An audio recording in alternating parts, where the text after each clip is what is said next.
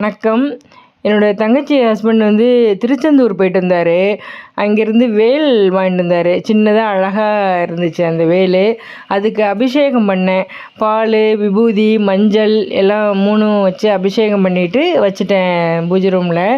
அப்புறம் night dinner வந்து தினை அரிசி அடை செஞ்சுருந்தேன். தினை அரிசி அடைன்னா ஒரு 3/4 டம்ளர் இட்லி அரிசி, 3/4 டம்ளர் தினை அரிசி, அப்புறம் 3/4 டம்ளர் அளவுக்கு எல்லா பருப்பும் சேர்ந்த கலவை. அதுதான்.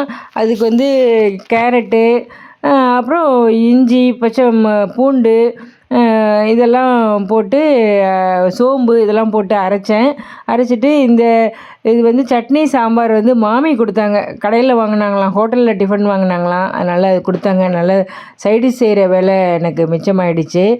அது அப்புறம் கொஞ்சம் வெங்காயம் அரிஞ்சு போட்டு அடை செஞ்சேன். நல்லா இருந்துச்சு.